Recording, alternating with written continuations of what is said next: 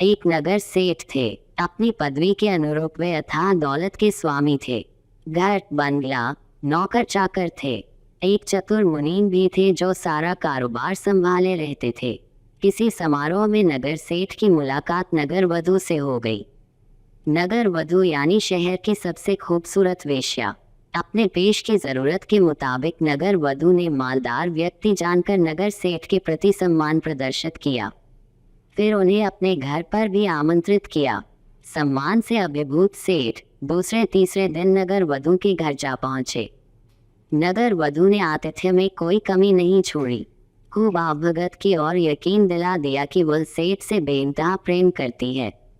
अब नगर सेठ जब तब नगर वधू के तौर पर नजर आने लगे। शामें अक्सर वही गुजरने लगी। नगर भर में खबर फैल गई।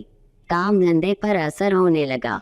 मुनीम की नजरें इस पर टेढ़ी होने लगी। एक दिन सेठ को बुखार आ गया।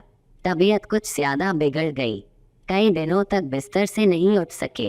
इसी बीच नगर वधू का जन्मदिन आया। सेठ ने मुनीम को बुलाया और आदेश दिए कि एक हीरो जड़ा नौलखा हार खरीदा जाए और नगर वधू को उनकी ओर से भिजवा दिया जाए। निर्देश हुए कि मुनीम खुद उपहार लेकर जाए। मुनीम तो मुनीम था, खानदानी मुनीम। उसकी निष्ठा सेठ के प्रति भर नहीं थी, उसके पूरे परिवार और काम धंधे के प्रति भी थी। उसने सेठ को समझाया कि वे भूल कर रहे हैं। बताने की कोशिश की, वेश्या किसी व्यक्ति से प्रेम नहीं करती, पैसों से करती है।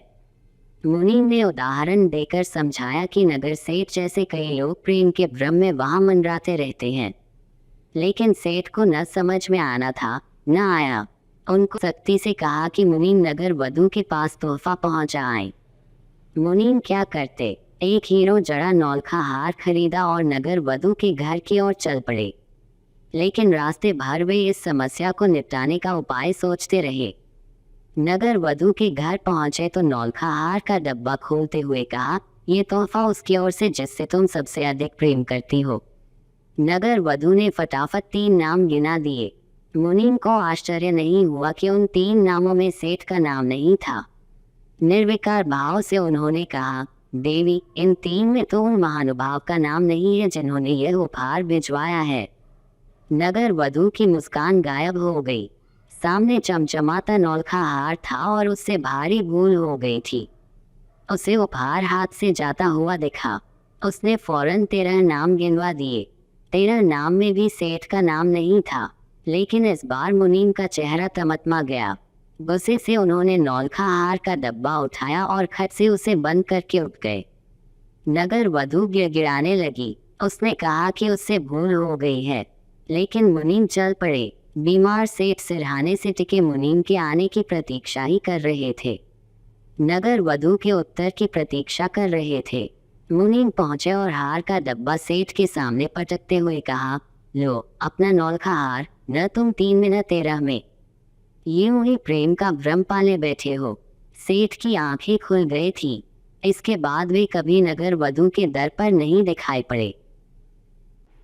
ऐसे ही और भी ढेरों मजेदार कहानियों और हैरान कर देने वाले किस्सों, अनसुलझी घटनाओं, रहस्यों और जानकारियों के लिए अभी हमारे चैनल को सब्सक्राइब करें। आपको ये वीडियो पसंद आया हो तो लाइक जरूर कीजिए और शेयर भी कीजिए।